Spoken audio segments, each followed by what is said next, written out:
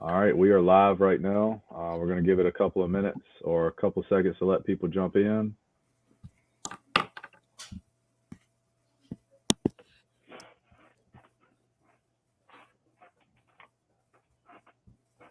How's it going tonight, B Matt? You ready for Christmas? Getting ready for Christmas, man. My daughter's ready for Christmas. We did found some kind of Santa Claus hotline and we dialed it today so she could talk to Santa Claus and tell him what she wanted for Christmas. There you go. That's how you do it. Yeah. Looks like we got a couple viewers popping in now. We'll give it a couple more seconds. See if we can get a little bit of an audience going here before we dive into the meat of the convo. So I got my Twitter pulled up, and if we get any questions or comments in the feed, we'll talk about them on here. So so Zach's monitoring the Twitter comments. If you guys have comments or questions, like that's kind of what we're looking for. We want this. We don't have a script. It's just a roundtable conversation. If you got questions or anything, let us know. We're going to try to hit those topics and help you out as much as I can.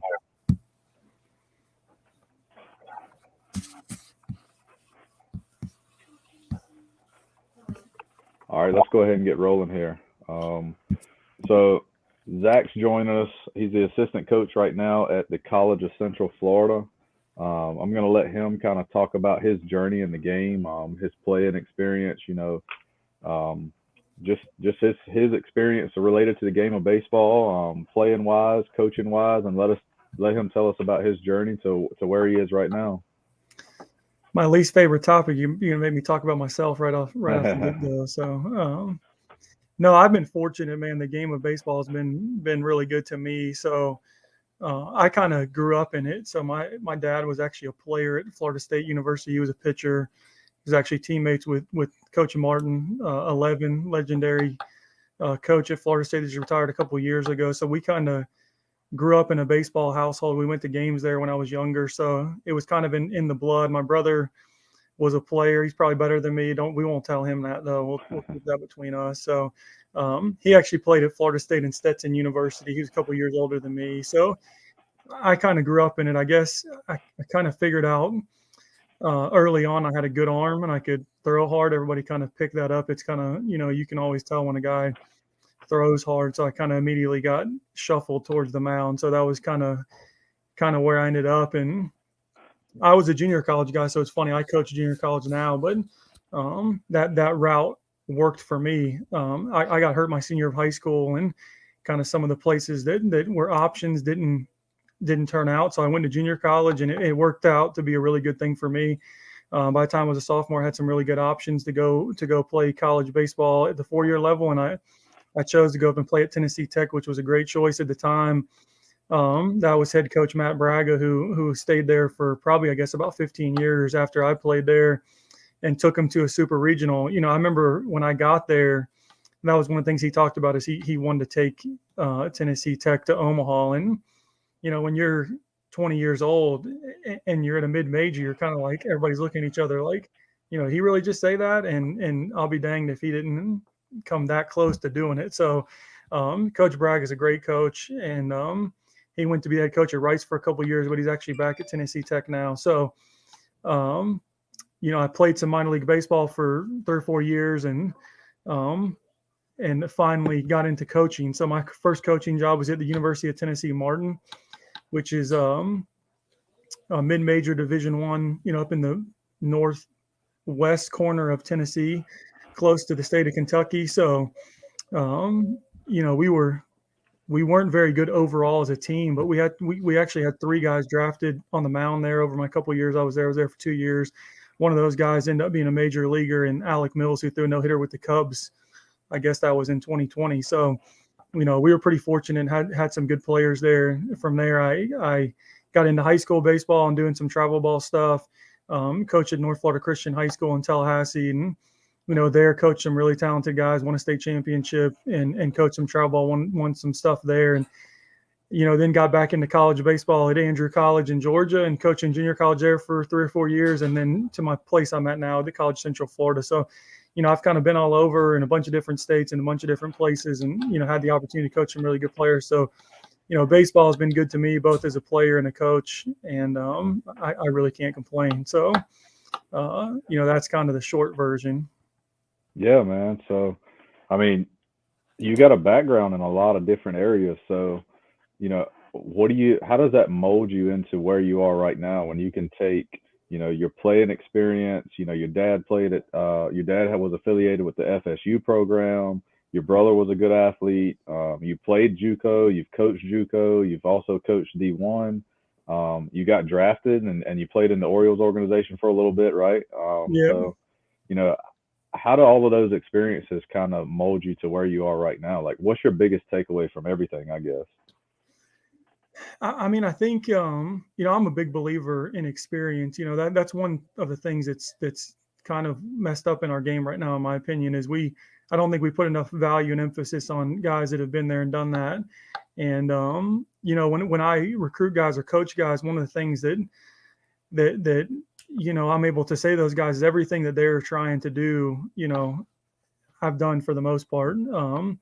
Obviously I wasn't a major league player, but I was able to play some minor league baseball. I was able to play Division I baseball, and I think those experiences, give you a different perspective. They give you a different insight into what those guys are trying to do, and how you can kind of guide them in the process of their career, and how to help them become the player, the person, the athlete that they want to be. So, you know, I think that's really what it ultimately boils down to. Is it's once you get done playing, it's not about you anymore. That like I said earlier on, I don't like talking about myself because I'm not a player anymore. I tell guys that all the time that I coach is, my playing career is over. It's about those guys and their journey and the path that baseball is going to take them down. And what my past and my experience can do is just help me to relate to those guys and help me to share experiences I've had in the game and things that I may have done wrong or wish I could have done differently, and make sure they don't make the same mistakes that you did. So that's really where I think, that experience and all those things you go through kind of boil down to. But, the past is the past. So, all you Yeah. control is, going forward, and the guys that you have the opportunity to have an impact on a daily basis now. And so that's really what it boils down to. But experience matters, man. When you've done it and you've been there before, and you got the T-shirt, whatever they say, I think that stuff matters. Yeah, without a doubt. I think, all of those places you've been, whether it's been as a player or as a coach, you learn from every one of those situations, whether it was, learning something positive, learning something negative. And I think you could take that information and you can help relay that information to, the high school kid who's trying to navigate the recruiting process right out of high school. You probably had some positive experiences with that when you were coming out of high school, some negatives, some things you wish you could have done different, or what now you wish you would have known then. So you get to pass that information off to the kid when you were coaching travel ball, to help Yeah. guide those kids through. And when you were the JUCO player and you're trying to navigate that process, all of that information and that experience you can directly relate to those kids.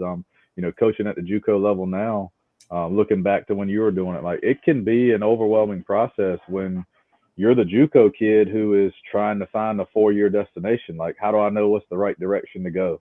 And then you've got that experience where you can tell them, hey, I learned from this, or this worked for me, this didn't work. Like, if you could give some advice to that kid who I guess is coming out of high school, and he's navigating the recruiting process for that first time, he's a junior or something like that. Like, what's the biggest piece of advice you'd give that high school kid who's looking for the college fit?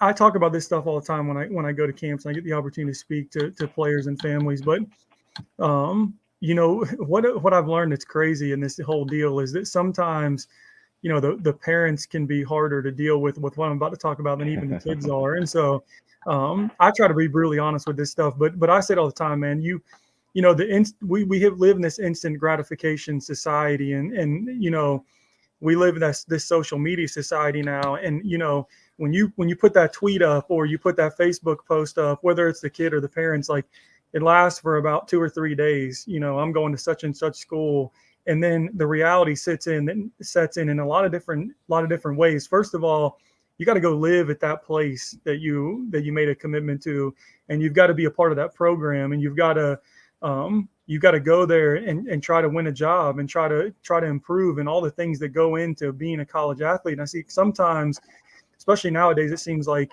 kids are too worried about where am I going to school as opposed to finding the right place that can help them, become the kind of person they want to be, the kind of student they want to be, the kind of athlete they want to be. And ultimately, for me, it's about each individual guy reaching their ceiling. And for every guy, that might look different. For some guys, they reach their ceiling, they might be a major league player. And for some guys, if they reach their ceiling, they might just be a really good college player. But I think your goal should be, how do I get the most out of my talent and ability that I've been given? And it might look different for every guy, but it doesn't mean we're not all chasing the same goal. So, that looks different for everybody, every kid, every family, what makes sense for them financially, spiritually, socially, academically, what fits. And I think, if you can get over the whole instant gratification of posting that thing on social media and Facebook and Twitter and stuff for that little bit of joy you get out of that, and just worry about finding a place where you can go and become the best version of yourself, you'll win in the long run. Well, I think that's key. And if you see me looking down, it's because I'm taking notes over here. This is some good stuff. I mean, as a private instructor, I'm working with predominantly middle school and high school kids, and they're asking me these questions all the time. A lot of them are first generation college student athletes who are seeking, Sure. like, they're seeking the information, like, what do I do? Like, how do I even email a coach? Where do I start? How do I get seen? How do I get noticed? So all this information is good for me to relay to them. In my experience, I can give them some information on where we're at locally, but on a global scale, like, it's like you said, man, everything's different. It's not where you're going. Is it the right place for you? So with that being said, I mean, I had a kid who was going to go to VMI, and nothing against VMI, but I'm like, if you can't play baseball at VMI, will you be happy going there? And That's a good question to ask. Light bulb clicks, and he's thinking, I never really thought of it that way. But all of this information you're given is definitely beneficial to that recruiting process. What do you think about the kids who are, they look at their friends and, maybe I'm a sophomore in high school right now. My buddy just committed verbally to school XYZ. Should I be worried? Should I be rushing? Or, should I just, worry about me versus worrying about what my friend's doing? That's a good question, because that's something that happens a lot, where you might have friends, especially with so many kids that play travel ball now. Like, you might play with a kid and he commits somewhere as a freshman or a sophomore, and we see that happening more and more now. And that's not going to be that's not going to be every kid. That's going to be a very small minority of guys that are good enough, at that age and have that kind of a skill set where schools are going to be interested in them. So what I tell my guys, even at the junior college level, even I coach in Division I, and those guys that have pro aspirations, it's the same thing that I tell those guys that I would tell a high school kid or a middle school kid, is like, it's the same thing I just mentioned a second ago. Like, it sounds good to say you got drafted, but if you're not good enough to go play professional baseball, you're going to get embarrassed. You're going to get released. You're going to end up your butt back home. And it's the same thing. You can commit as a freshman or not commit as a freshman, but those kids that commit as a freshman are not good enough at that point in time to go compete in college baseball. So they still have to get better too, just like you're going to have to get better. And so they might be more skilled or more talented or more physical than you at that point in time, but that doesn't mean that you can't catch them with hard work, dedication, commitment, and just finding a path that maybe takes you there more efficiently than the path that they're going to take. Is my biggest fear, with these kids that commit as 13, 14, 15-year-olds, is, how does that affect their work ethic over time? Because we're seeing so many of these kids that end up in the transfer portal. So how does a kid have an elite skill set at 15 or 16 years old and then end up getting cut his freshman year? And then I'm recruiting him as a junior college guy and trying to figure out if he's even good enough to play for me at this point. How does that happen? Well, maybe it happens because we become complacent when somebody tells us how good we are at that age, as opposed to continuing to work. So, to me is, if you're worried about where you fit in the equation at any given time, you're losing sight of the big picture. Like, there might be a guy that's a little bit better than you right now, but can you be better than him 6 months from now? Can you be better than him a year from now? Can you be better than him 2 years from now? So that's where your work ethic and your commitment to what you're trying to do, might be able to bridge that gap over time. But if you're just disappointed and you lose sight of the big picture, then obviously that guy has already got a leg up on you. He's going to probably maintain that leg up on you because you didn't keep your eye on the prize. Exactly. I mean, what you're talking about is a lot of it is just everybody's timeline on growing. Like, who are the best amateur athletes at 11, 12, 13 years old? Probably the kids who just hit physical puberty faster than somebody else did. Yeah. But as a player, I can't control that. I can't control, Mother Nature's timeline on when I hit a growth spurt of 5 or 6 inches, or, at 12 years old, I'm 5 foot 95 pounds, but my friend who's in my same class is 5'10", 165 pounds, and we're both 12. I mean, at that age, it's easy to see the big differences in skills, but it's not necessarily where you're going to be your senior year of high school. And you mentioned the transfer portal, man. I'm seeing verbal commits. Like, I wish I had a statistic on it, because I'm pretty sure I'd love to know how many ninth graders verbally commit and actually end up going to the school that was in their Twitter bio when they posted it in ninth grade, when they graduate and get their diploma their 12th grade year. Because I'm pretty sure at the 11th hour, when we get to that signing day, their senior year, they get that phone call that says, we don't have that spot for you anymore. Sorry, best of luck finding another school. It's your senior year. I think that happens more times than it doesn't. Oh, listen, it's pretty prevalent, especially now with COVID, and that's a whole nother topic we could probably get on at some point, but we'll keep that one for a little bit later in the broadcast. But here's the reality. If you just want to talk about, cut to the brutal truth, is you've got to be good enough. That's what it ultimately comes down to. You've got to be good enough to help a college baseball team win games, whatever level it's going to be. If you're going to play Division II, Division I, Division III, junior college, NAI, wherever you're going to go, you've got to have the requisite skill set, toughness, determination, all those intangibles, and the physical skills to help somebody win baseball games. And so if you don't have them, your career will reflect that. You'll be bouncing around. You won't play. So it doesn't matter when you commit. I can promise you this. I don't know any college baseball programs, that play the daddy ball, blah, blah, blah, blah, all the stuff that you hear nightmare stories of in high school. I don't know of any. I don't know any coaches that do it personally. I don't know any programs that do it personally. My job and my ability to get another job or to become a head coach one day depends on, us having success on the field. And the only way I'm going to have success on the field is to have good players, hopefully better players than other people, and to get their butts out there and get them going. So I can't afford to, I got to feed my family. That's my livelihood. I can't afford to not play the very best guys that are in our program.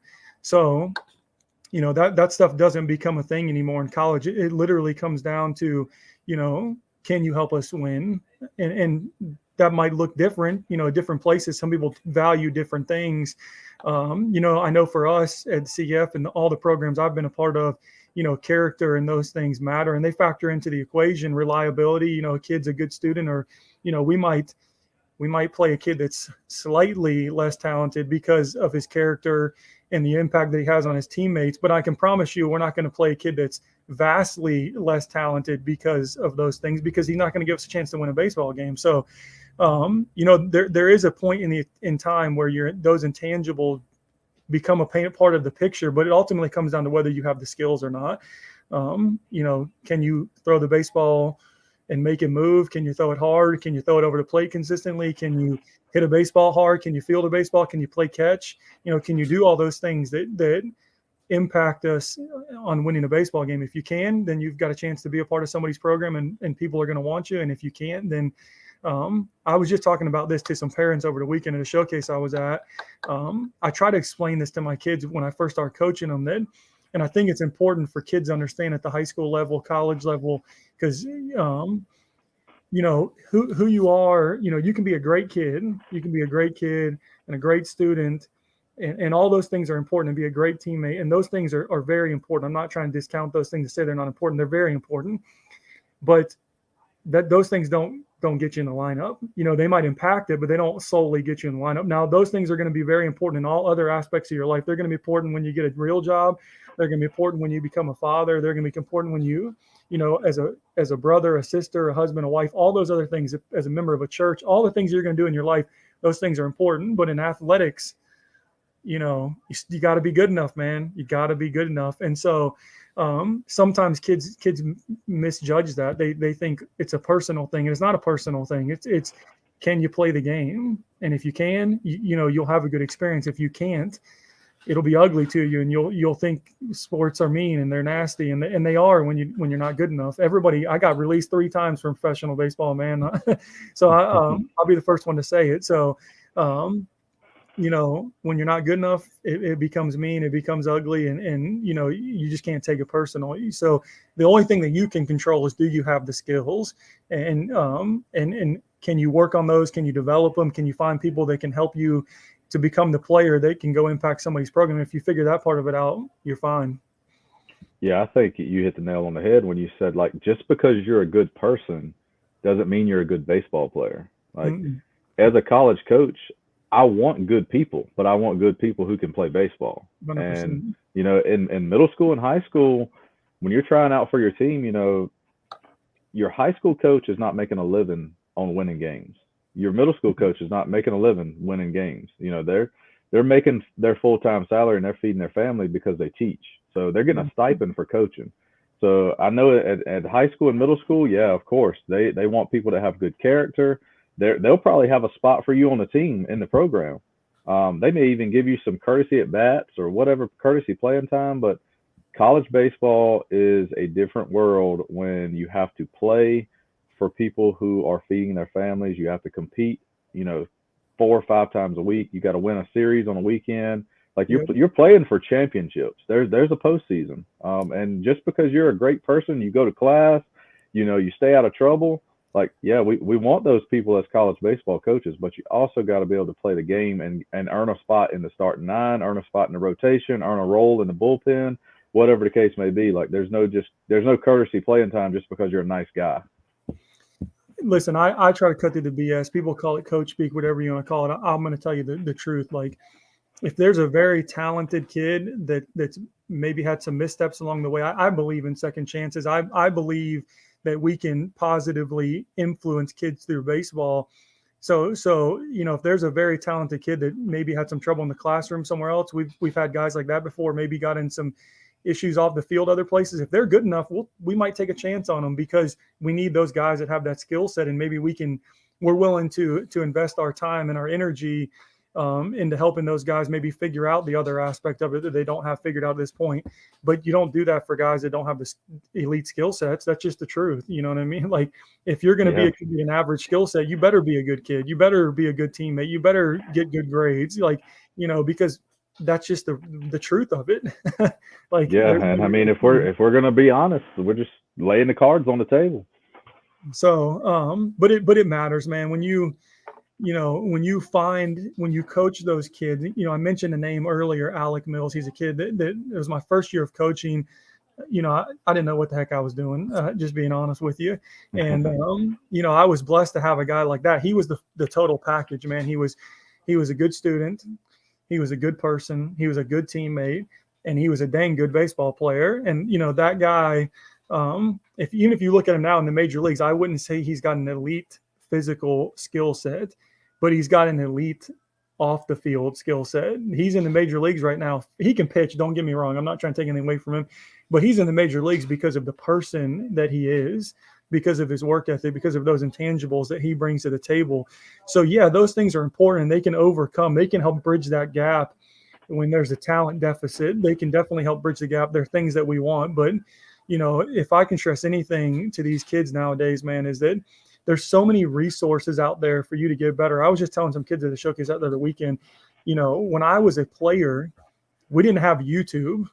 I'm maybe dating myself. There was no such thing as YouTube. There wasn't Twitter. There wasn't Instagram. Like, I didn't have a place to go get all these free resources from amazing coaches that are willing to, the reason that you see this information out there the way that it is now is because that's how a lot of these guys have been able to get jobs in college or professional baseball because they have a platform to market themselves and who they are as a coach and the knowledge base that they have. And as an athlete, you have the ability to benefit from that tremendously because, like I said, I didn't have all that stuff. I didn't have aspiring professional and college coaches or current college and coaches that wanted to move up in the industry, just literally spewing their guts of all this information that should cost you a lot of money, and they're putting it out there for free. So if these kids, I know these kids nowadays are computer and tech savvy. They play video games 8 hours a day. Take 4 hours of that 8 hours and go on YouTube, and you can find, Tread Athletics just being one example. It pops into my head, or Kinetic Pro, who is a company down in Tampa that we've worked with at CF, or Driveline. Everybody knows Driveline. There's so much free content that they put out that's absolutely incredible. 15 years ago, that information didn't even exist, let alone be free.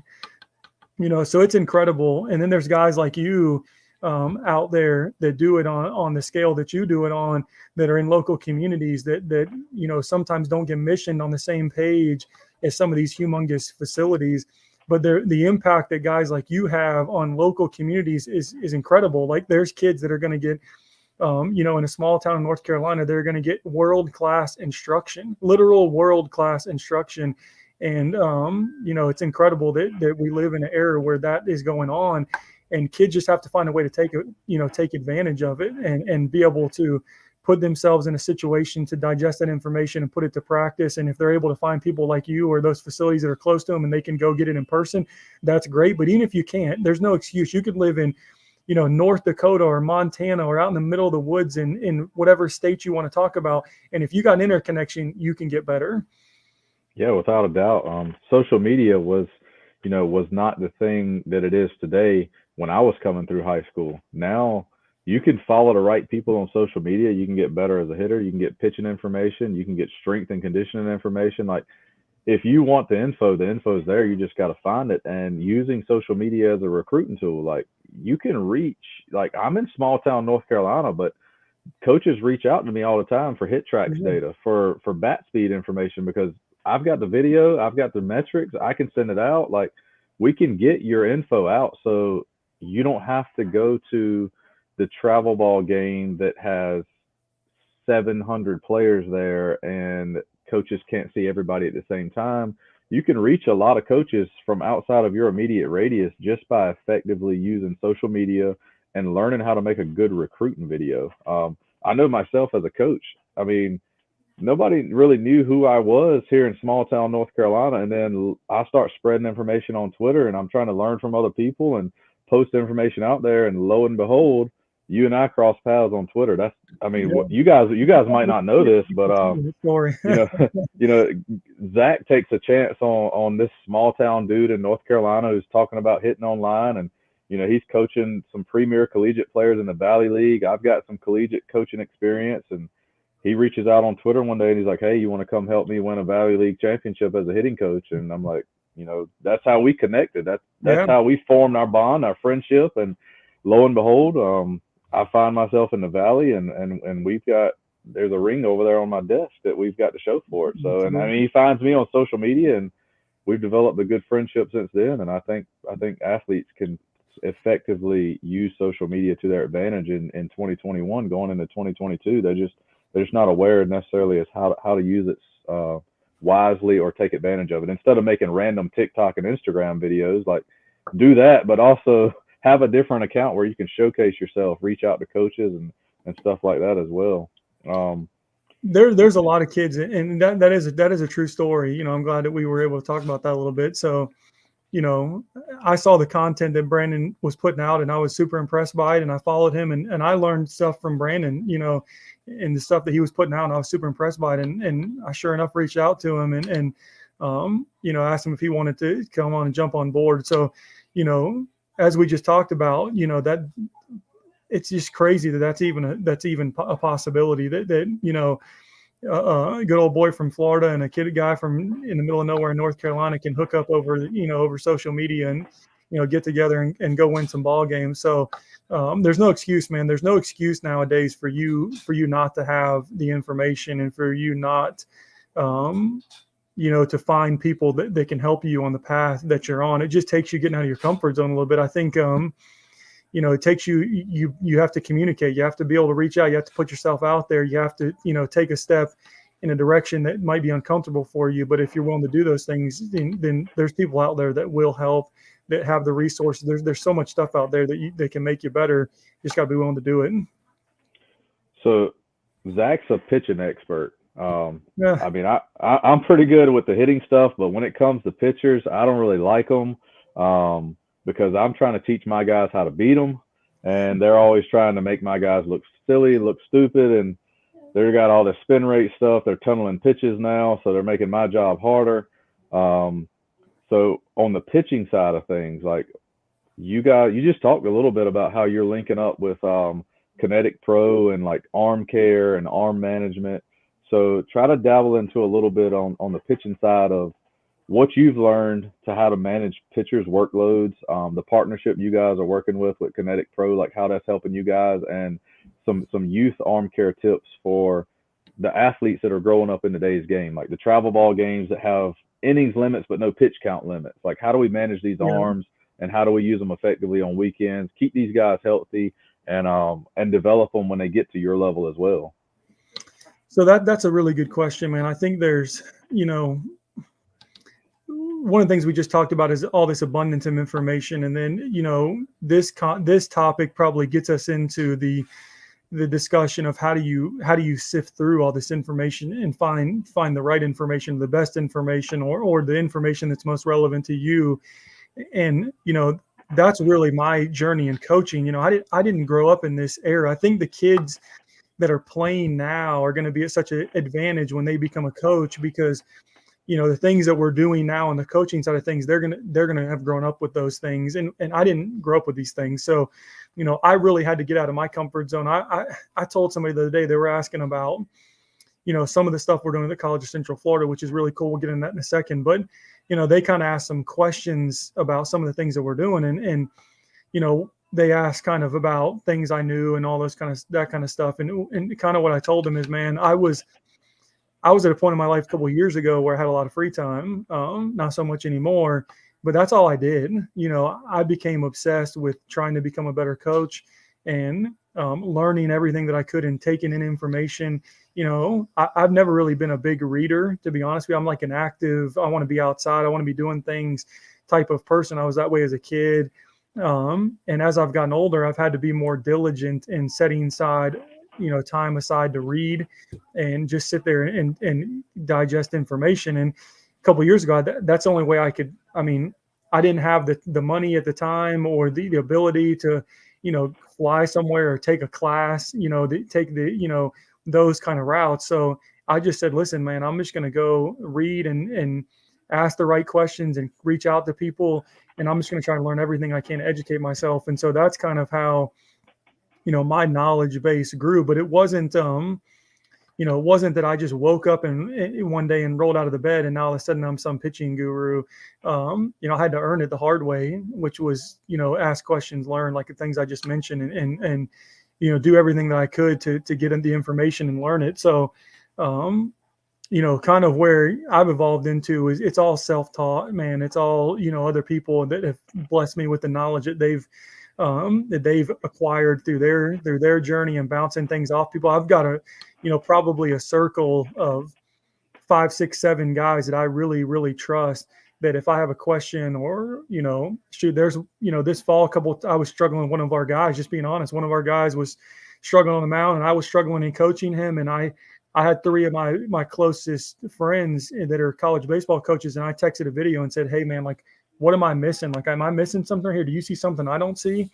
And 2 of them were like, no, it looks pretty good to me. And then the one said like, hey, do you see this? And then we kind of talked about it, and it kind of helped me in coaching that guy. So I think it's important to just, to get out of your comfort zone and build friendships and have people that in your given field or even your given discipline, they can help you and you can help them. So that's an important piece of the puzzle. But back to your question about, kind of what we're doing in technology and where things are at now, it's obviously that stuff's getting more and more prevalent. I notice in when I recruit guys, like there's more and more kids that talk about, well, such and such place has a Rapsodo, or they have a TrackMan, or they have whatever piece of technology you can think off the top of your head.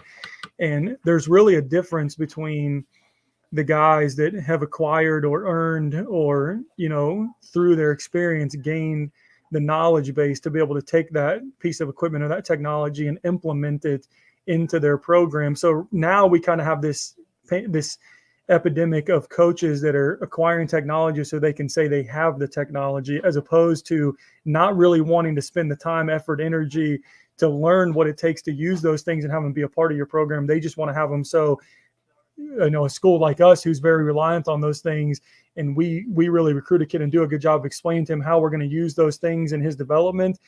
They just want to be able to say we have them too. So we don't have an advantage over them. But, between us, and I hope I don't spill the beans too much, hopefully some of the coaches that we recruit against aren't going to watch this, but the difference is that there's coaches that say, hey, we have XYZ piece of technology. And the difference is when guys come on a visit or we're recruiting them, they can give me a Rapsodo report and I can tell them more than they would ever want to know about themselves and the kind of pitcher they are.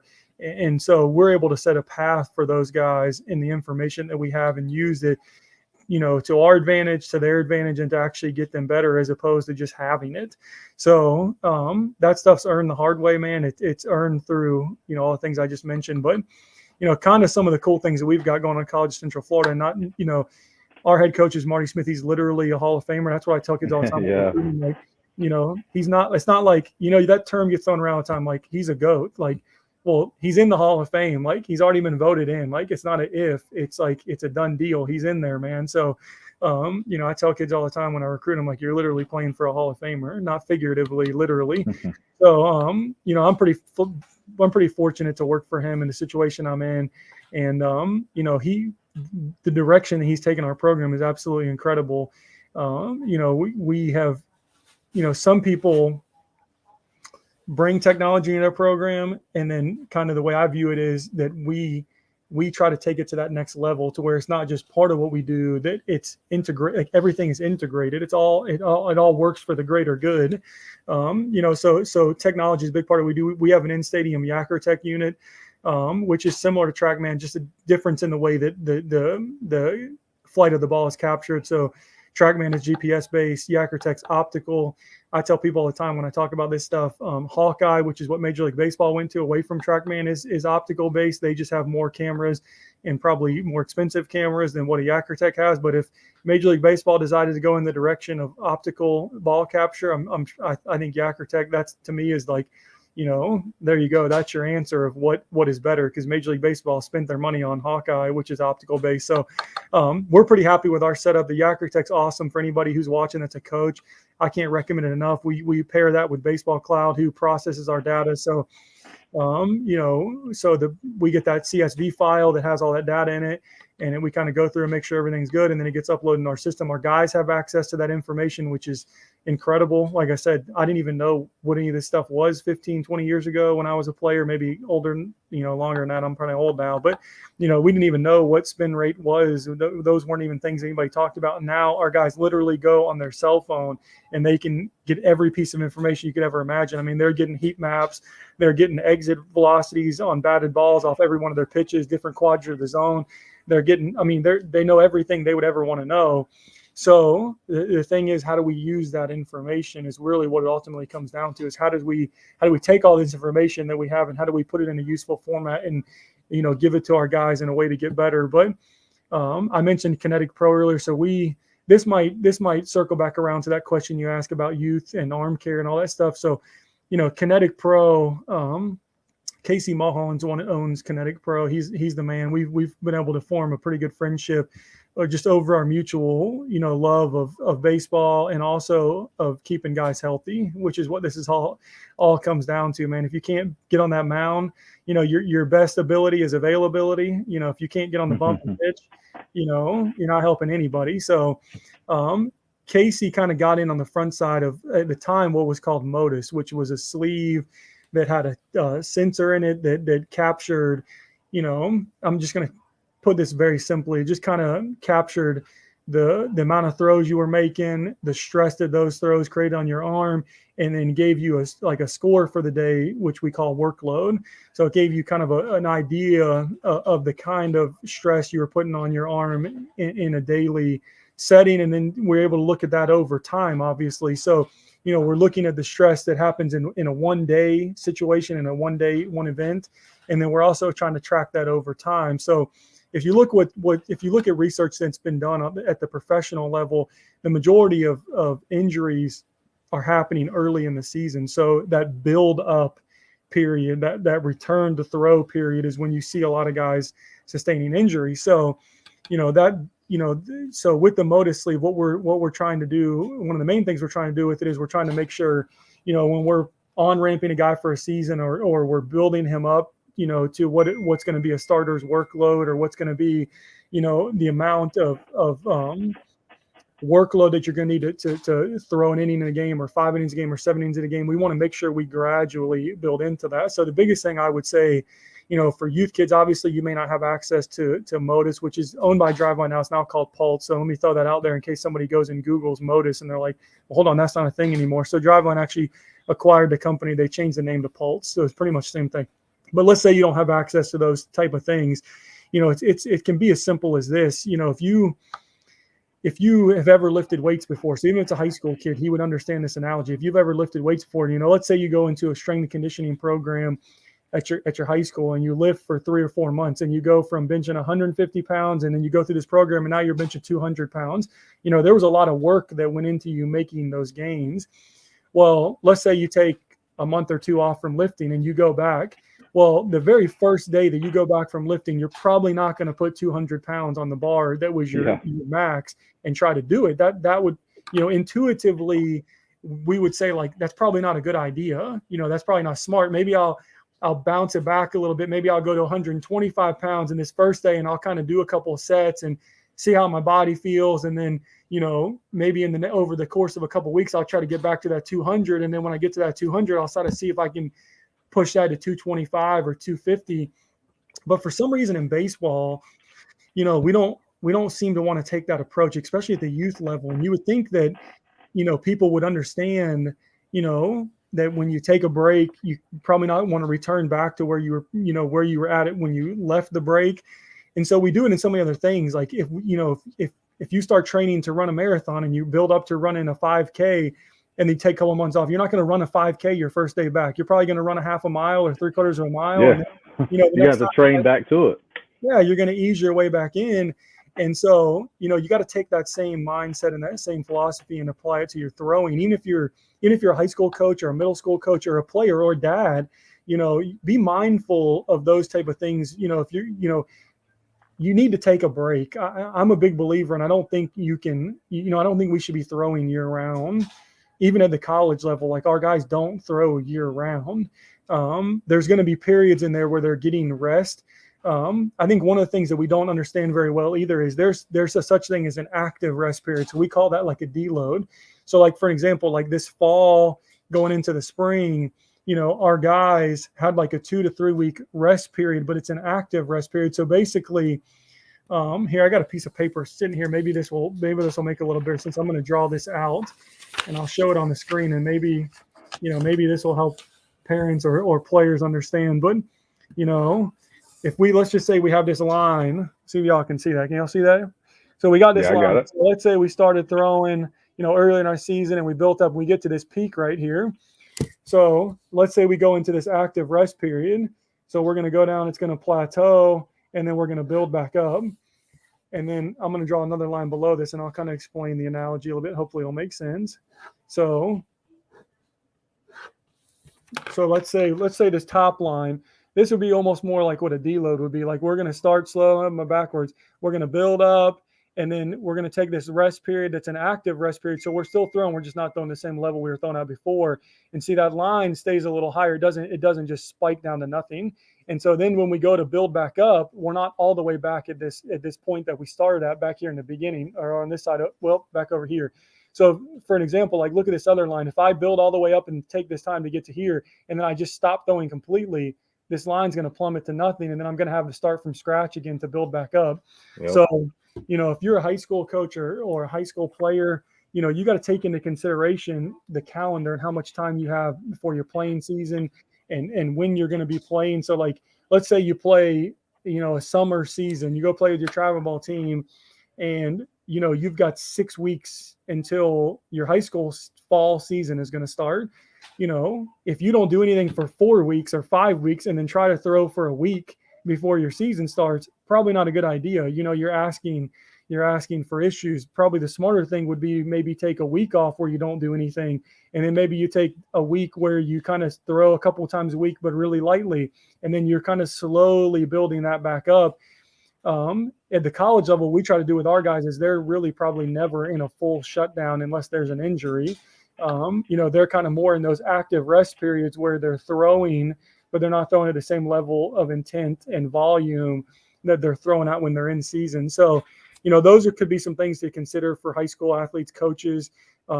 You can reach out to me if you have other questions. Email Casey Mahon at Kinetic Pro. I promise you, he's one of the most knowledgeable guys in the entire country on workload management and building guys back up safely for a season and deloading and all those things, the terms I just talked about. But, those are the things that I think, we need to understand better in youth baseball, high school baseball is understanding the throwing calendar as it looks as a whole. Because the other problem that we start to face with amateur throwers, high school, middle school, is that you got a travel ball coach and you got a guy you take lessons with, and then you got a high school coach. So you have all these different people that are monitoring your throwing over this calendar year. And the problem is none of those guys ever communicate with each other.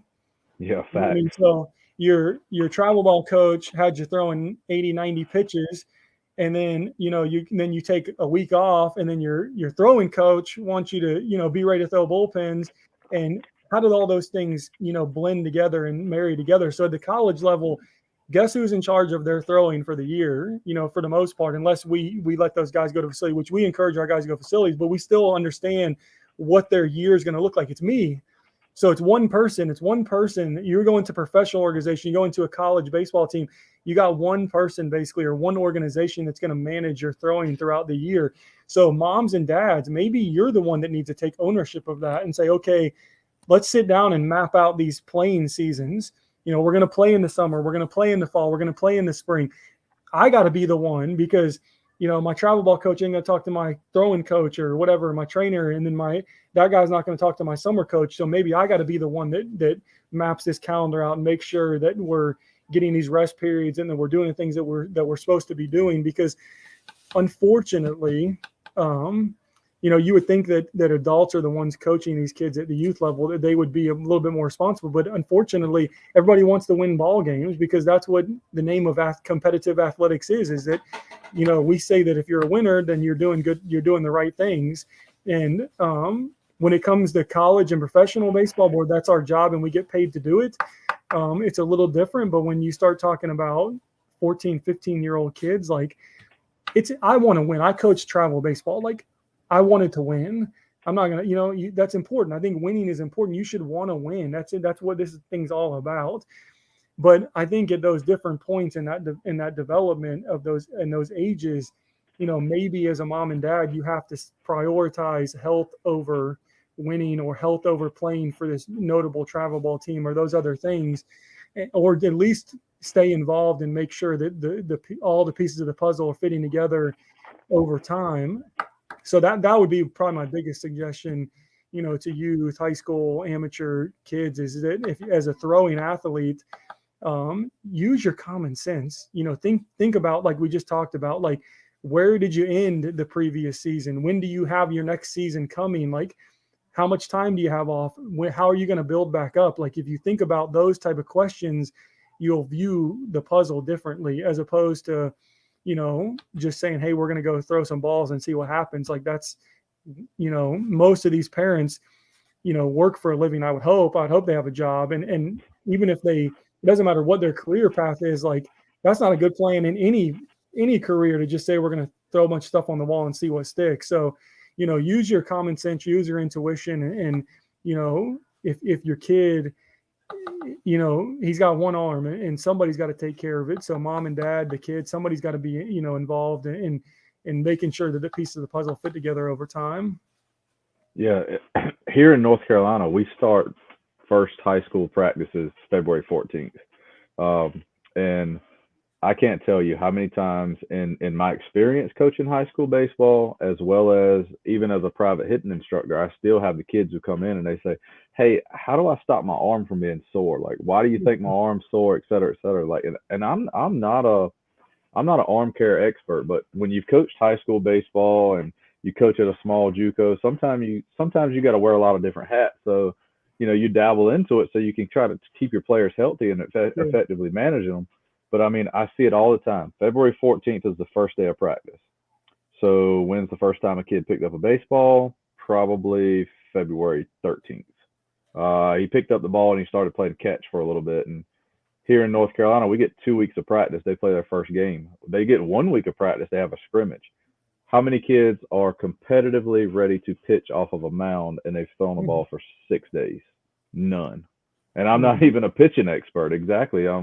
I mean, and correct me if I'm wrong, you're talking about, you have to look at the calendar year. If practice starts on February 14th, you need to at least be looking probably a month ahead of time to start playing some catch. Like if you're a multi-sport athlete, I know you're playing.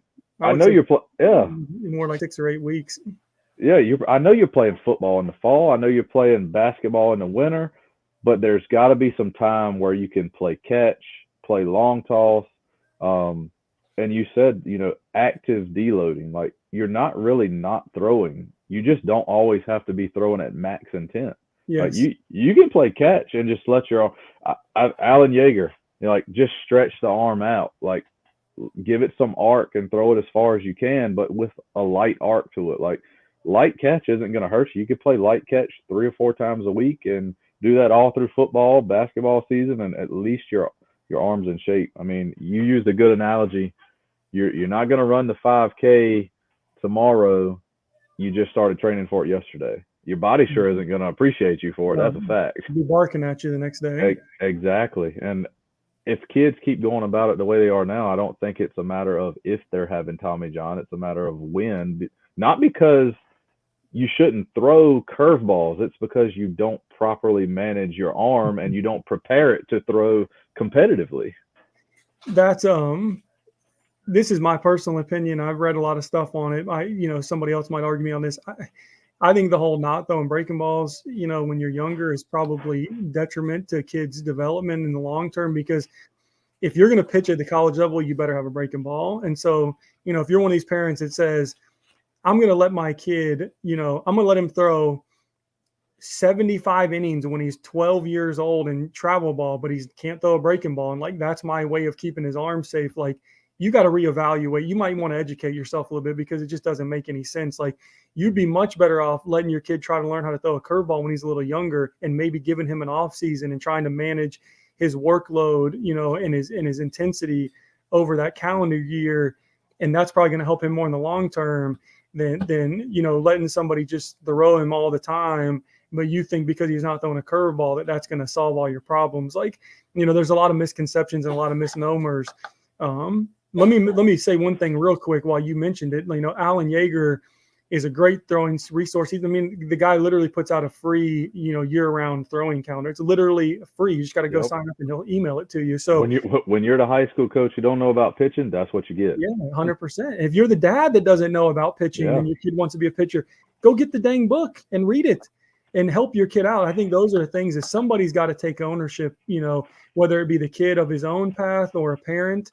But somebody's got to be in control and somebody's got to take ownership. And if you approach it in that way, I get a lot of DMs on Twitter from kids and parents that ask questions, and I try to do my best to answer them. A lot of my knowledge has been acquired through either hard work, but most of it was free. I haven't paid for a lot of the knowledge I've acquired. I earned it through talking to people or reading and things like that. So I don't mind sharing and passing along all the things that I've learned and experienced through the game of baseball if it can help somebody else. And there's a lot of people that are like that, where you just got to reach out. You just got to reach out and say, hey, can you help me with this?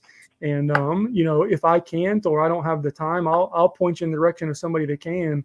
or try to help you, get you on the right path. But, that's what ultimately comes down to is, the kids that succeed at the college level as an athlete are the kids that have that internal drive, that determination that they're going to find a way to get it done, and that's kind of what we're talking about there is, if you really want to be a college baseball player, you really want to throw harder, you really want to become a better hitter, you'll find a way to make those things happen. And there's resources and there's people that can help you do that. And you'll find those people and you'll seek them out and you'll find a way to get it done. I think the kid who you mentioned lessons. So you got a kid who's playing, whether he's playing middle school or high school. If he's in season, you're going to pitch at some point that week, whether you're starting or you relieve. You're probably playing another position too. Yep. So you're throwing more. And then you're trying to go to a pitching lesson at the same time as you're in the middle of your season. What are your thoughts on that aspect of it? Because me personally, I used to have people ask me for pitching lessons just because I pitched in high school and stuff. So they think I know a little bit about pitching. And I'm like, nah, go somewhere else. But anyways, they'd ask me about pitching lessons and I always recommended them. I'm like, well, I don't know exactly how good lessons are going to benefit you when you're in the middle of an active sports participation season. Like you're throwing so much between being a shortstop and a pitcher. You probably just logged XYZ pitches this week. You played defense. Like the days that you're not pitching or throwing are probably the days that should be your recovery day, your rest day, or whatever it is. So how do you find? I mean, why are you going to the pitching lesson in the middle of your active season? If I could give another suggestion or piece of advice to hopefully if there's any coaches on here, hopefully they'll please listen to me on this, but especially like the kids themselves, the athletes, is I try to teach our guys this. I try to walk them through this process at College Central Florida is how to listen to your body, how to listen to what's going on, to be more in tune with how you're feeling. Like I'm getting a little older now, like we drove up to Virginia to visit some family, and like I was in the car all day yesterday, and I can tell you today my back wasn't too happy about all that. So like probably wouldn't have been a good idea for me today, to go do a bunch of activity. I needed to take a day and kind of let my body recover from being in the daggum car all day. So, that's common sense to a lot of people. Like a mom and dad might, understand what I'm talking about with you have minor aches and pains, or, you walk a little bit too much one day, or you run, or you do something and you're a little sore and you take a day off. That's like common sense. It's like, it would almost be the opposite. Like if you told a mom and dad, like, hey, you're sore, you should take a day off, they'd be like, duh, what do you think I'm stupid? But then their kid is like, hey, mom or dad, my arm hurts. And you're like, oh, you're fine, Johnny, rub some dirt on it and throw today. And it's like, hold on a sec. Like if your back's a little sore from carrying some stuff at work, you take a day off, but Johnny threw and he can't take a day off. So like, we try to teach our guys, like, you've got to be able to listen to your arm and your body and what's going on and be more in tune with that. And if you need a day off, take a day off. It's not the end of the world. You know what I mean? Like one day off or giving your body some rest is not a bad thing at all. And coaches need to understand that too. Like there's other ways for our guy to improve your guys and it's hard as a pitching coach. It makes me, makes my job difficult sometimes. Like sometimes guys take a day off and I got to be like, okay, well, how am I going to get them better today? And so they might have them doing PFPs or doing dry picks, or we're going through some mechanical patterning, but like there's other things that can be done to get those guys better on a daily basis without throwing. So you just got to add more tools to your tool chest if you're a coach and say, okay, my guy's a little sore today, I'm gonna give him a day off, but that doesn't mean that I can't find other ways to get him better. It just takes you getting out of your comfort zone and having some more tools in your tool bag to say, okay, I'm going to do these things with him today and give him a non-throwing day, and manage all that stuff. But there's, that's another one of those things where it just drives me nuts. And it took me a long time to figure that stuff too. If you give me a throwing program from any program in the country, I don't care if it's a college program or a high school program, and it's like one piece of paper and like, here's your program. And like, everybody gets the same one. I'm like, I know that those guys are not on the right path, because if there's one thing I've learned in coaching pitchers is there's no two arms that respond the same to stimulus. You know what I mean? Like those, there's no two guys that are going to feel the same. You could throw three guys You can play 9 inning game, throw 3 guys, they each throw 3 innings, they each throw the same amount of pitches, and they're all going to feel the different the next day, because there's other factors. And that's what we're starting to learn.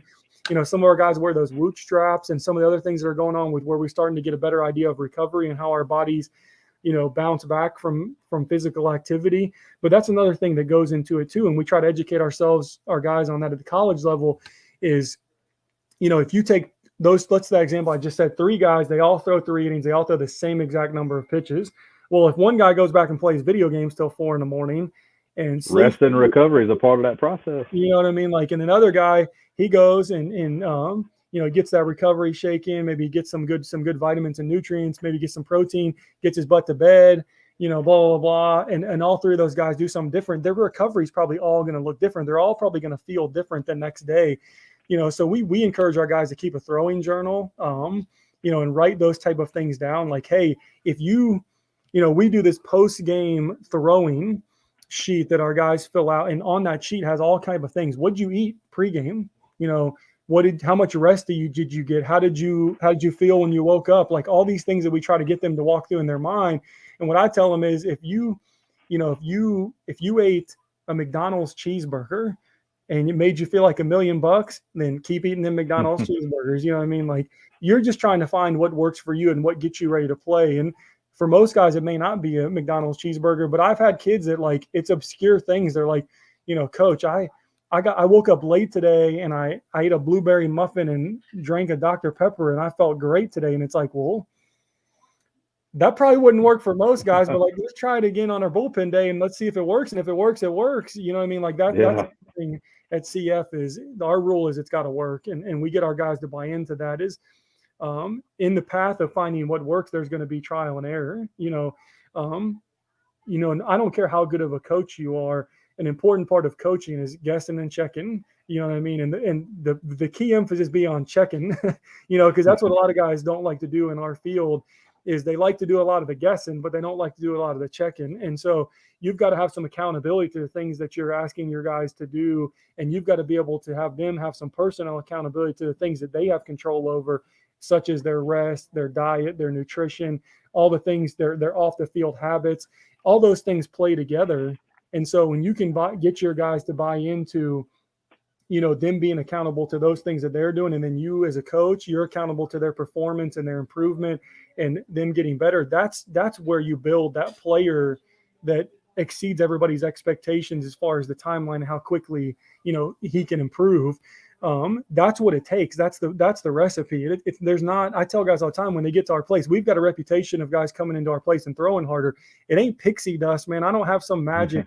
Just because you put on a Central Florida shirt doesn't mean you're going to throw harder, or just because Zac Cole is your pitching coach doesn't mean you're going to throw harder.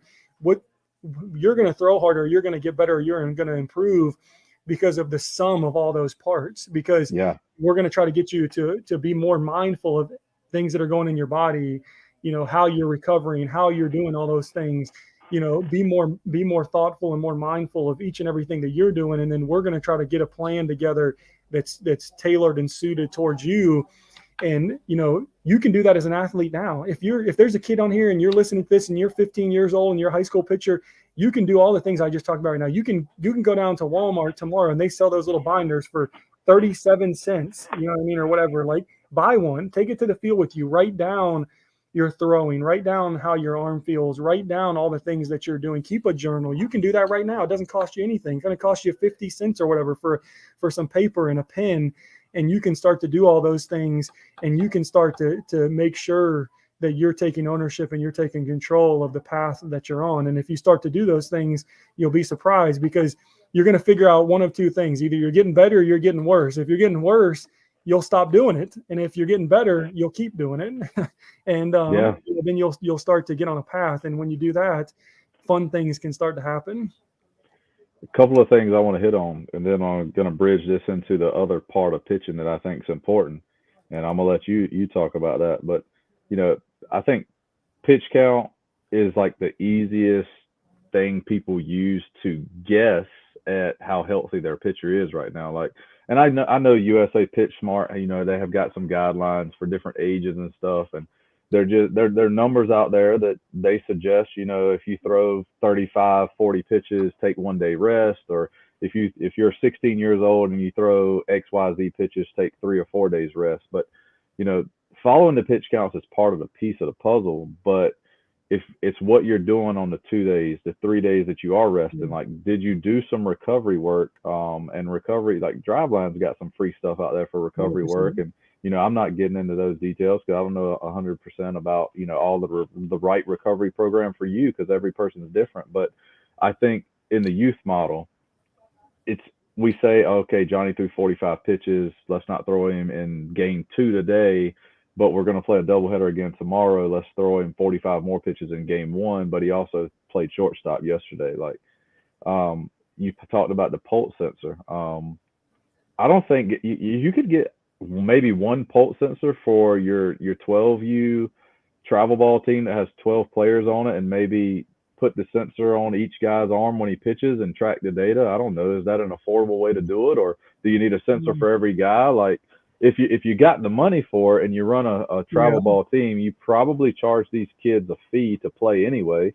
So increase the fee maybe a little bit, get every kid a pulse sensor. I think every parent would probably be appreciative of, hey, we're not guessing at monitoring his arm health. We're looking and we can tell, like, we know when he got the 50 pitches, the information we had was telling us, like, he needs to come out. He needs rest. He needs whatever. Or do you go with 1? Do you go with 2? Or how do you manage that?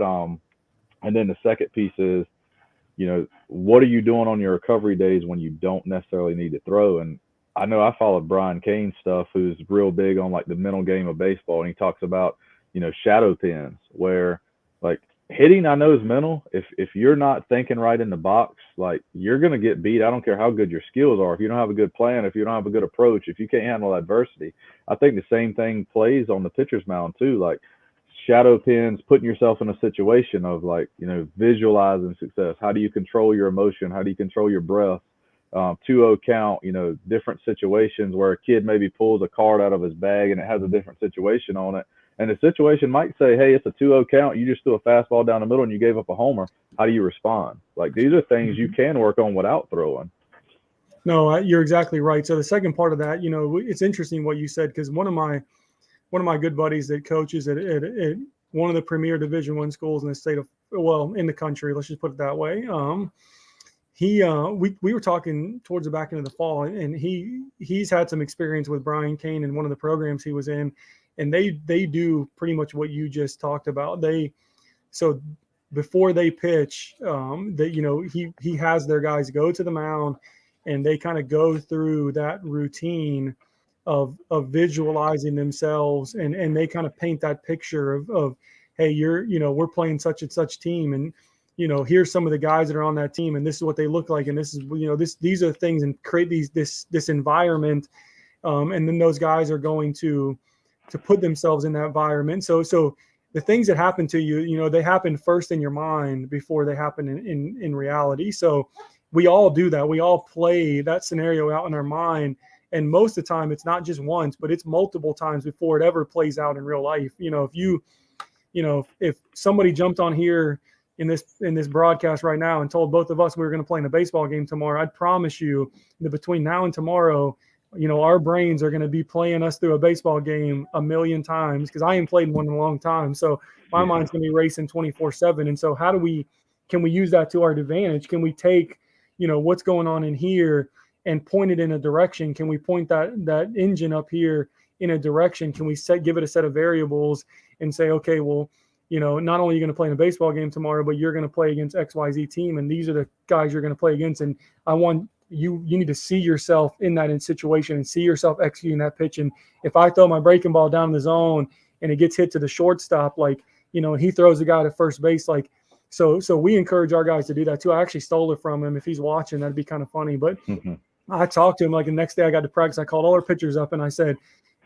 everybody's going to think we're a bunch of loons. And everybody started laughing. I was like, why is that? And he goes, I said, because we're going to play. We had a game the next day. And I said, when we go to the field tomorrow, I said, while we were throwing 9 guys in 9 innings. And I said, while the next guy in front of you is out there pitching, you're going to be down here in the bullpen going through your mechanics, like literally on the rubber in your full uniform, in your cleats. And you're going to be going through and acting like you're pitching. And I said, there ain't going to be a catcher. I mean, nobody else down there, and everybody's going to think you're a lunatic, but you're going to do it because you're going to put yourself in that environment before you ever step foot on the mound. And I think that was a day that we ended up throwing a no-hitter through like 8 innings. Now I don't know if it was that was a completely part of it, but like I said before, it's a data point. Did it contribute to our success? I think it did. I mean, we would have to continue to do it to see, but that's one of those things where you try something. If it has success, maybe that was a part of the reason you had success. Maybe it wasn't. Maybe you'd have success if you didn't do it. But, you continue to do those things and you add pieces to what you're doing, and then you're going to continue to see if those things are contributing to your success or not.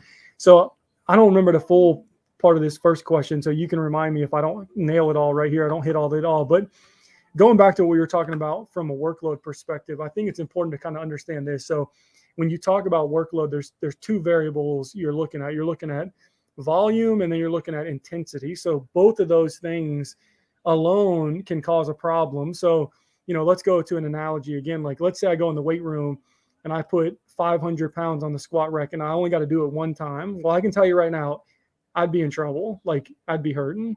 You know what I mean? Like, so that, if you that like from that intensity standpoint, like, that's a lot. Like, it'd probably put me down for a couple of days if I even could do it. So, but again, if I took 50 pounds and you told me I had to do it 100 times, 50 pounds isn't a lot. I could squat 50 pounds right now. I wouldn't be a big deal at all. I could do it one time and it wouldn't cause me a single problem. I probably wouldn't even be sore. I'd never even know I did it. But if you told me to do it 100 times or 200 times, I mean, I'd be dead tomorrow. I don't even know if I'd be able to walk. So that's more the volume side. So both of those things can create a problem. If a guy goes out and throws 100 pitches, that's a problem. That's gonna require some rest. That's gonna require some recovery. If a guy goes out and throws one pitch, probably not going to be an issue. You could probably throw one pitch every day for the rest of your life and your arm would never hurt, because that in and of itself is not going to cause you much of a problem. But in the same sense, like, if we've got to manage those high intent days. So those days like that we long toss, for example, like those are going to be high stress days. That's going to be like us throwing that 500 pounds on our back and trying to do it one time. We don't max out every day of the week in the weight room. Same thing as we wouldn't have a high intent throwing day every day of the week. So we've got to start looking at it through those lenses, that we've got volume and we've got intensity, and both those things can cause us problems if they're not controlled appropriately. So, as a high school coach or a player, like, we've got to understand, like, okay, if a guy goes out and throws 50 pitches, like, that's a high intent day. No matter, I don't care how old you are, if you're a major leaguer or you're a little leaguer, 50 pitches is that's going to cause some stress. And so it's going to require some time for you to recover before you'd want to have a high stress event like that again. Now, that recovery window might look a little different for other guys. Like, when I first got into coaching 10 years ago, I kind of forced our guys more into certain days being certain events. Like, you're going to take this day off and you're going to throw this day, and this day is going to be your bullpen. Now I don't do that anymore. Like, now I kind of sit down and talk with guys and try to learn them and maybe things that they've done in the past. And we try to fine tune a program for them. So, like, some of the guys I have like to throw the day after they pitch. I got guys that will throw 100 pitches. They'll come out the next day and they want to play catch. I got guys that throw a 10-pitch bullpen and they don't want to touch a baseball the next day. So those things, to me now, the lens I view it now is it's not, both of those things can lead that guy to recovering back. So basically, I pitch off the mound, I throw however many pitches.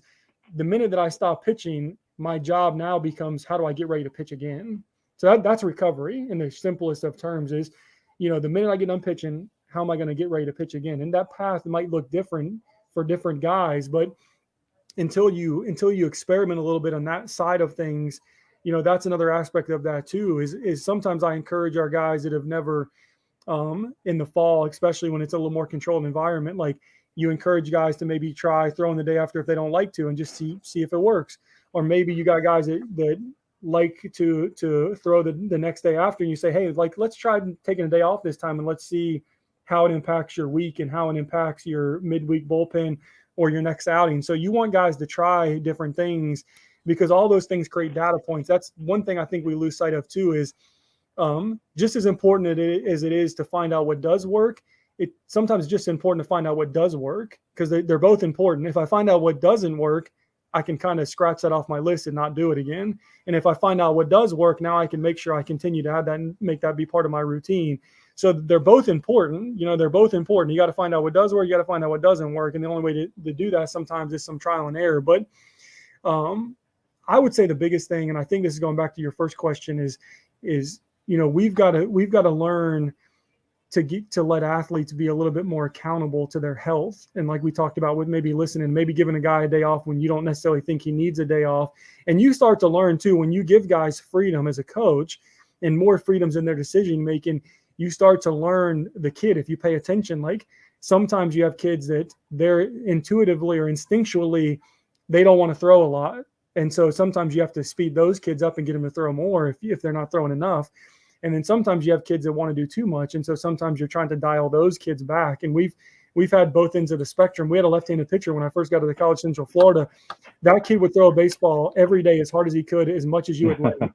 So you had to be like, hey, listen, bud. Like, and this kid got drafted. He's still in college. He chose to go back to college, but he's at a pretty good college, I would say. He's in a Power 5 school, and he's going to be a weekend starter. But I mean, this kid literally, you would have to tell him like, hey, listen, you can't touch a baseball today. Like if I see you throwing a baseball today, we're going to have a problem. Like you got to not throw the baseball today. And so it takes an effort on your end to learn your guys and learn their tendencies and their habits and how it is you're going to coach them as an individual and help them, on their path of learning their arm, their body, themselves, and how they're going to get themselves ready to pitch from outing to outing. But it can look different for every guy. And you can't be scared of that as a coach. You can't be scared of, hey, this is not how so-and-so does it, so it's not right. To me, that's the worst way you can look at it. You know what I mean? Like, we always want to take the outliers. We always want, like, everybody wants to use Nolan Ryan and Randy Johnson and Greg Maddux. They want to be like, well, Greg Maddux did such and such. Well, Greg Maddux probably has the greatest command ever. You know what I mean? Like, sorry, bud, you don't have the greatest command ever. You might have to do it a little different. And Randy Johnson was 6'10" and he was left-handed. Like, if you're 6'10" and you're left-handed, then maybe use Randy Johnson as your example. But if you're not 6'10" and left-handed, maybe that's not a good guy to compare yourself to, or a Roger Clemens or Pedro Martinez. Like, sometimes we always want to use those guys as the benchmark when it's just maybe that's not a good starting point, because that's just not, that's not who we are. That's not who most, like, that wasn't me. I wasn't that good. I'll be the first one to admit. I tell my guys all the time, I'm like, I wasn't Randy Johnson, and you sure as heck ain't Randy Johnson. I can tell you that right now. Like, so, it doesn't mean that they couldn't be a professional athlete. It couldn't mean they can't make a lot of money. It couldn't mean they can't be a first-round draft pick, but they damn sure ain't Randy Johnson. So, you got to figure out what it is to take your guy and learn and for him to be the guy that you want him to be, that he's going to ultimately become. And we had a kid went on to pitch at Oregon State 2 years ago at College Central Florida. He's with the Cubs now. He had an unbelievable curveball. It was unreal and really, really good. And there was we were in the bullpen one day, and another guy was trying to throw a curveball, and we were kind of working on some things with him. And he goes, "Coach, how did you throw your curveball?" And I was like, "I didn't throw a curveball. I threw a slider." So, and I was like, "But I'll tell you who has a damn good curveball, that guy right there." And he's like, and so sometimes kids, like, they're like, "Well, that's my peer." Like, I don't want to learn from that guy. That's my peer. I'm going to go watch a video and see how such and such. And I called Chase over. It was a kid's name, had the left hand had the curveball. And I was like, "Listen, like, you're going to, in 3 years from now, like, people are going to be on Pitching Ninja asking him how he throws it's that good." So, like, you have a guy right there you can learn from. And so sometimes, like, we miss opportunities to learn and just in that micro right there, where, we always have to have these grand examples of what something should look like, when it doesn't always have to be that way. Like, it just has to be right.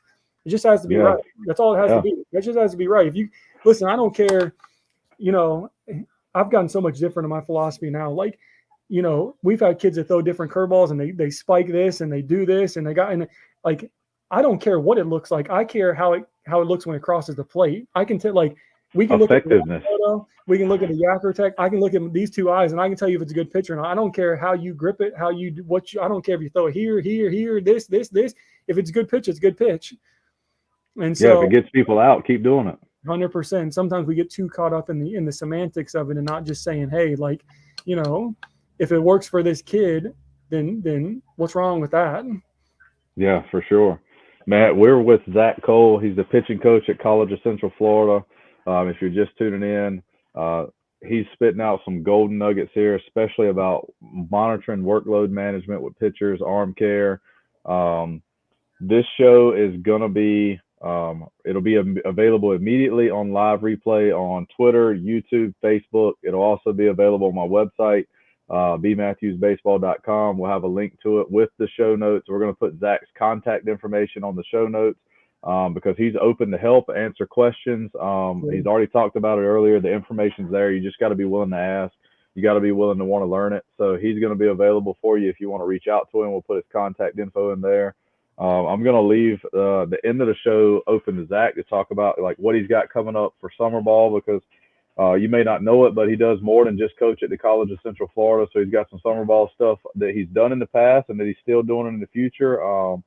Let him talk to you a little bit about that and what that experience is like from a collegiate summer ball standpoint. And then we'll let him wrap it up with his big keys of advice for overall pitching development, for whether you're a high school kid, a college player, or whatever the case may be. So this will be my 7th year, managing in the Valley Baseball League, which is, for those of you who don't know, is a collegiate summer league in the up and down I-81 in the Shenandoah Valley of Virginia. It's one of the premier collegiate summer baseball leagues in the country. I think it was ranked by an independent source last year as the 3rd best collegiate summer league in the country. It's been around forever. I played in the league. Brandon coached me in the league in 2018 with Newmarket when we won the league. I now coach with Waynesboro. So I say this all the time, summer baseball is an important part of the development piece, whether you're in high school or whether you're in college, those are important reps. So let's focus more on the college end of things. But and this kind of relates to I guess to the high school kid too. So let's start with the high school still. I guess we'll start there. So in the state of Florida, they've limited the high school games to 25 games, which I think is just astonishing to me because they're going to play 25 high school games and then we play 56 games in the spring of a college season. Like, how does that prepare you for the next level? Like 25 high school games doesn't prepare you for just the length of time and the mental and the physical, strain that it takes on your body to go through a college baseball season. Well, the same is kind of true on the flip side of that. And I tell our guys this when they get to us in summer baseball is when you go into professional baseball, that jumps up to about 100 games, depending on the level you're at. So you go from a 56 game college season to now, when you're in a full season of professional baseball, they're playing 100 or more games, depending on the level you're at. It could be pretty significantly higher than 120, 125 games at the higher level. So just the same way that I don't think a high school season in the state of Florida, I don't know what everybody else in the country plays for high school games. A 25 game high school schedule doesn't, prepare you for a college season. I don't think a 56 game college season prepares you for a 100 game professional season. So, that's where summer baseball starts to bridge that gap a little bit where, the high school kid plays 25 games and he goes and plays another 20, 25 in the summer. Well, that's getting closer to what a college athlete goes through in his playing season. And a college guy who wants to be a professional is playing 56 games and he goes and plays another 40-ish in the summer. And now he's getting closer to that 100 game mark that a professional athlete might play. So, that's kind of the first part of it is when those guys get to us in the summer, we tell them like, how many of you guys want to be a pro? Everybody's hand goes up and it's like, well, this is what it's about, and the other part about summer baseball on the collegiate side is, I can tell you it's the closest experience you get to professional baseball in the sense of these things right here is when you first go into professional baseball, it's not what most people think it is. You get, you're far away from home for the most part. You're away from your family and your support system. It's a lot of phone calls. It's a lot of staying in touch with people, via those sources, and which is different for most kids. Most kids go away from college a couple hours from home, and their parents go to all their baseball games, and they're used to having people around. In professional baseball, a lot of times isn't like that. And then you're living in hotels and suitcases, and it's just a different set of stresses that you have to face and deal with. And so summer baseball kind of exposes you that you get out of your comfort zone. Like we can have a max of 4 players from any one college on our team. So even if we had 4 guys from one school, you don't know the majority of your team. So you show up to some different part of the country you've probably never been to before. You got a whole new set of teammates. You don't know them. You got to learn them, on the fly. You got coaches you don't know. You may have talked to me on the phone once or twice, or somebody in our organization. So you got to show up, to this place where you don't know anybody. You've never been there before. You're living with a host family, with how it is in Waynesboro. And, you got all these things going on, and then you're expected to go out and be a really good baseball player. So, it's challenging for those guys. And a lot of times you see the physical and the mental, emotional maturity where now they've got to deal with this whole new set of stimulus and how they're going to react to this new environment. And a lot of times, when we send our freshmen out to play, a lot of times they come back and they're a totally different player and totally different person, because now, they're playing with guys from all over the country. They're playing with guys that are older than them. They're playing with guys from every different level, and they're having to deal with all these different things. And it just forces some maturity on their end of things. So, I think summer baseball is really important. And, we've been fortunate. When Brandon was with me in 2018, we had a really good roster. Obviously we won the league, but I mean, there's going to be some guys off that team that will play professional baseball, and some of them may already have. I got to think back to the roster. It's been a couple of years ago now, but we had some really talented players on that team, and it's a really good experience for those guys. And I know I stay in touch with them. Some, I'm pretty sure Brandon does as well, stay in touch with some of those guys, and you still talk to them. So it's a really unique experience. It's a really unique thing that those guys get a chance to go through with you. And I'm a big fan of it. Obviously I've done it for a long time. I continue to do it. So it's really cool. And I've been fortunate to coach some really good players. From my first couple of years coaching, I think a couple of guys got put on the 40-man, here in this last recent cycle. And so that, for those that don't know, that means that basically the 40-man roster means that, in a lack of better terms, they're really close to being a major leaguer. So, some of those guys are going to get up to be major leaguers, not just professionals, but play at the highest level. So, that's really cool. And they get to challenge themselves against some of the best players in the country. So it's an important part of just like the same thing, I guess, can be held true for travel ball when you're in high school is, when you're in high school, you play against the kids in your immediate area for the most part. You got your district or your region, and those kids are within a driving radius of where you're from. When you go to play travel ball and you go down and play in Fort Myers or Atlanta, and you go to a perfect game event, I mean, you're playing against teams from all over the United States of America. And so you're challenging yourself in a different environment. And, it forces you to either decide whether this is really what you want to do or not. And then if it is what you want to do, it forces you to have to try to get better if you want to compete at that level. So I think it's an important part of the puzzle, whether you're in high school or whether you're in college. The other part of that is, obviously your health and where you're at from a physical standpoint, it can be one factor in whether you do or don't play. Cause that's kind of been a hot button issue here recently is, is it more important to train or is it more important to play? And I'll tell you just my basic philosophy on that is baseball is the game of skill. You know what I mean? Like it's a game. It's a game that requires you to be skilled in what it is you're trying to do. And skill is developed in game situations, in my opinion. Like, you can go and hit in a cage all you want, but you've got to be able to do it when there's an umpire and there's another team in the dugout, and all those, that skill development work that you do is an important piece of the puzzle. But there's no substitute in the game of baseball for playing the game, for having the lines painted and the umpire back there calls and ball and strikes and another team in the other dugout and all those variables that go into actually playing the game. So I think that question has to be answered in where you're at in your career and your development of which one's more important. If you're not skilled enough, if you're a high school kid and you're not skilled enough to be a college baseball player, then maybe you probably need to go train and try to get the requisite level of skill that would attract the college coach to want you in his program. If you have the requisite skills, then maybe it's more important to go and try to develop those skills in a game environment and maybe, to become more experienced as a player. So, and it's the same thing at the college level. If we have a guy that pitches 70 innings, maybe we don't send him out to pitch more innings because innings isn't necessarily the thing that's going to benefit him the most. Maybe we might send him into a training environment. But I can promise you this: if I got a kid on my team that throws 10 innings, he don't need to train. He needs to go pitch. He needs to go and the game. So he needs to feel the heartbeat of the game. That's right. So I think all those things are individual. When we sign high school pitchers, especially, they ask us, and parents, I get that question a lot. Hey, do you think we should play this summer? And I tell them all the same thing. Like, we'll make that decision when you get to the end of your high school season. Are you healthy? Where are you at from a health perspective?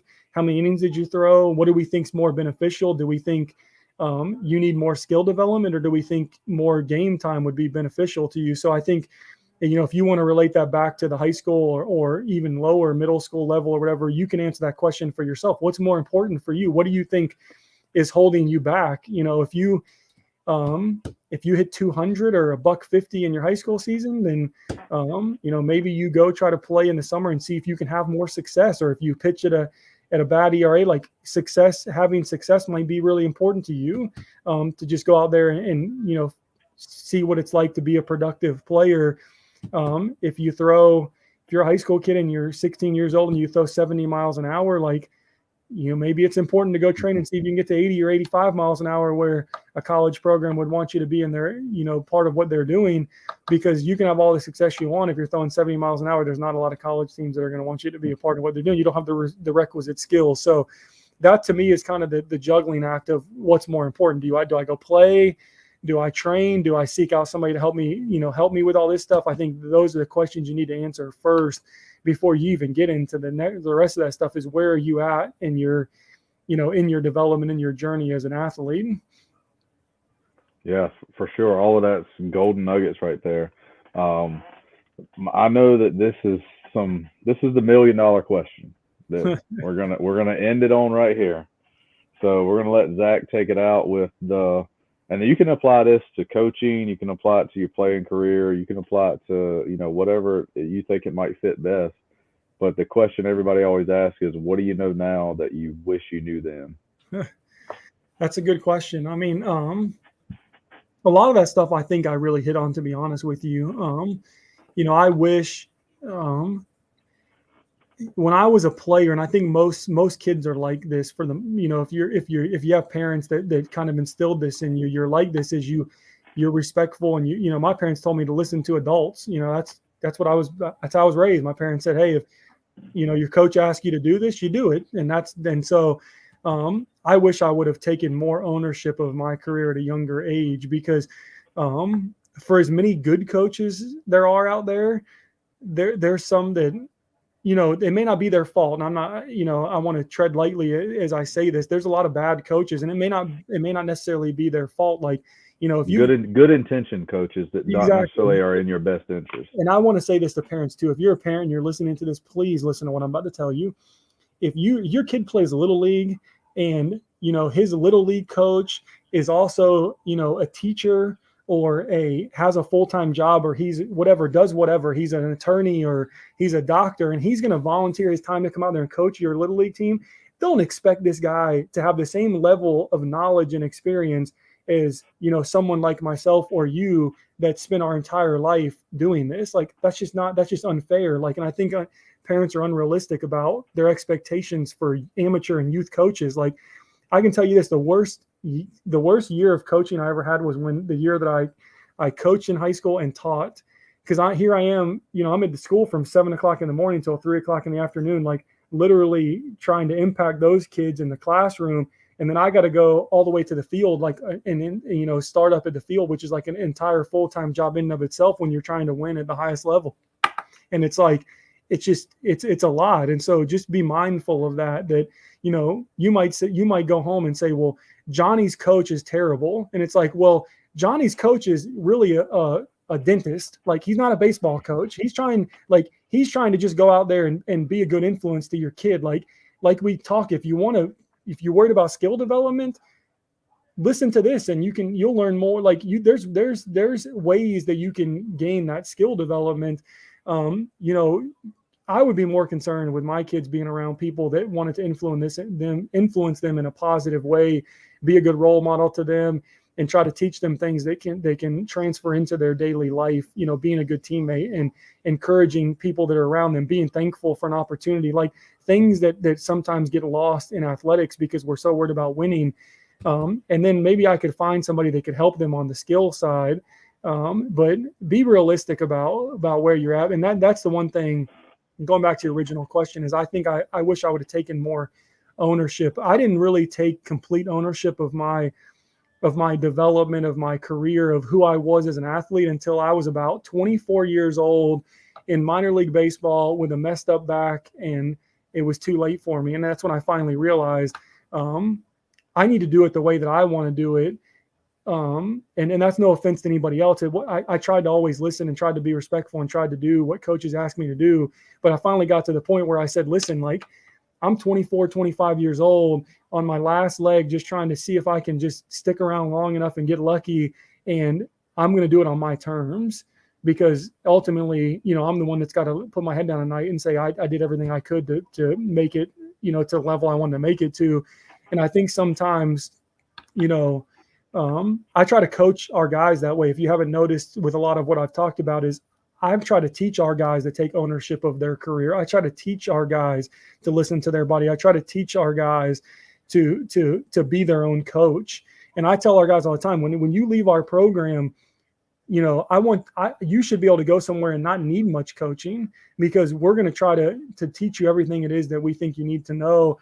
And it doesn't mean that people won't help you along your path, but you should start to become your own coach at a younger age. And I wish I would have done that. And if I would have done that, who knows, maybe my career would have been differently. But I try to instill that in our guys now, and I try to make them be an active participant and not be dictated to.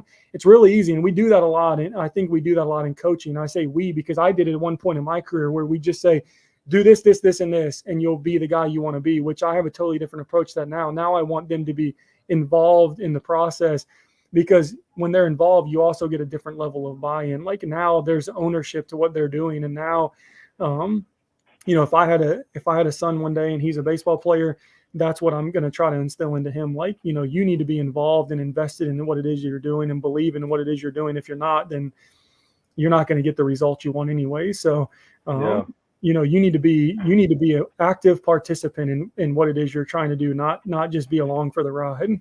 Yeah, what you said just it reminds me of Tread Athletics. You mentioned them earlier. Ben Brewster was talking about. He had a tweet that kind of went different ways about multi-sport athletes, and should you really spend your time playing basketball when you need to be training? If your goal is to be a college pitcher and you throw 70 and you're a junior, like, is playing basketball helping you reach that goal? But anyway, he was talking about the coachable athlete who is, he's the good kid and he's very coachable, which is what you want. But being able to say, being able to appropriately say no, to look out for your best interest as a student athlete, and being able to respectively say no to, like, no, this isn't for me. Not sometimes you can be too coachable. Yeah. Well, here's the thing. We at the college level, we recruit guys. So we go out and we pick guys to be a part of our program. And what I've never understood is, like, if I go recruit a guy and I think he needs to make changes, I try to be very open and upfront and honest about them on the front side, because I want them to know exactly what they're walking into. And sometimes as coaches, we have the tendency, we bring guys in and it's like we want to turn them into something totally different. It's like, if you want something different, just go recruit it and find it. You know what I mean? Like, you get to pick who you want. You don't have to pick a guy that has a skill set you don't like. If you're doing it right, you get to pick the guys that do the things you want them to do. So that's another aspect of that too, is if you don't like what a guy's doing, don't bring him in. If you're just going to bring a guy in and change him and it's not something he wants to do, just don't even, why you bring him in the first place? Don't recruit him, don't draft him. Like, just leave him alone, let him go somewhere else, or maybe he's a better fit somewhere else. But